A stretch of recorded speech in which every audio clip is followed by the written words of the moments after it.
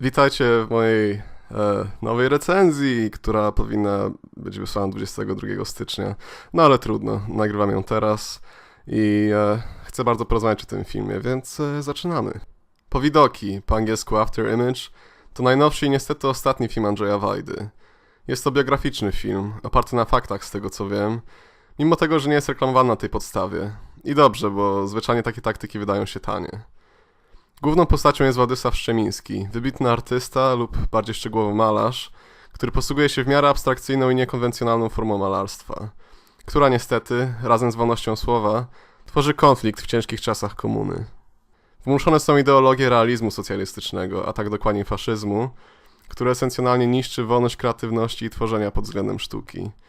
Strzemiński więc podejmuje rolę takiego bohatera wolności, trzyma się swoich poglądów i nie da się uciszyć, przez co niestety jest okropnie ukarany gorzką rzeczywistością tamtych czasów. Pewnie brzmi dość dołująco.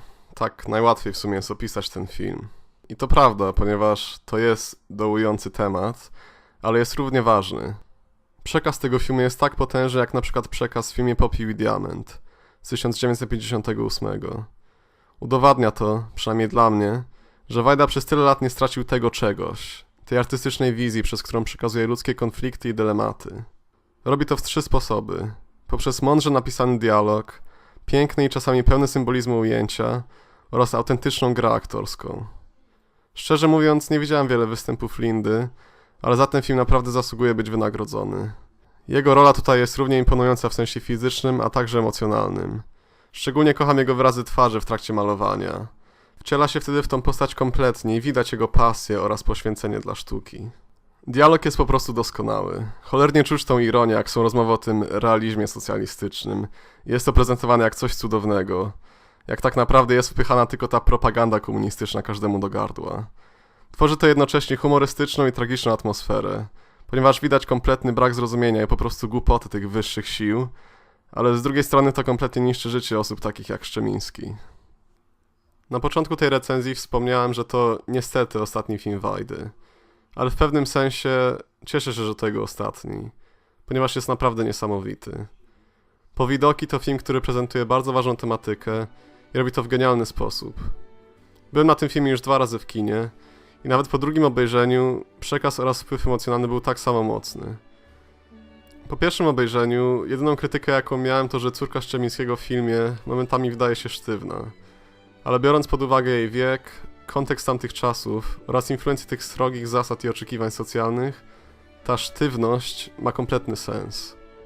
Jedyny negatywny aspekt, jaki mi został na myśli teraz, to że w ostatnich minutach filmu jest piękne i niesamowicie potężne ujęcie, które moim zdaniem powinno zakończyć ten film. Ale jest jeszcze dodatkowa, bardzo krótka scena, która realistycznie wydawała się zbędna. Ale oprócz tego, Powidoki to moim zdaniem niedocenione arcydzieło. Byłem troszkę sceptyczny, zanim pierwszy raz obejrzałem ten film, ale na szczęście Wajda jedynie przekroczył moje oczekiwania i pozostawił po sobie coś specjalnego. Nie wiem w sumie, czemu byłem sceptyczny wchodząc do tego filmu. Miałem takie przeczucie, że ocenię ten film tak szczerze, nieważne czy to ostatni film Wajdy, czy jakiegoś innego wybitnego reżysera, ocenię go szczerze i po prostu zobaczymy co będzie. A oczekiwań to w sumie nie miałem jakichś wielkich, ani złych. Po prostu miałem takie neutralne oczekiwania, ale no tak jak już mówiłem, ten film przekroczył po prostu wszystkie możliwe oczekiwania, jakie mogłem mieć. Więc jeśli grają go jeszcze u was w kinie, gdziekolwiek, to idźcie, ponieważ naprawdę warto jest iść. Uważam, że każdy prawdziwy artysta by docenił ten film. Albo przynajmniej ludzie, którzy mają w sobie artystyczną duszę. I cieszę się, że Wajda pozostawi po sobie aż tak dobry film. Szkoda tylko, że cebulaki go tak nie doceniają, no ale trudno. Do zobaczenia w następnej recenzji, czy tam jakimkolwiek materiale.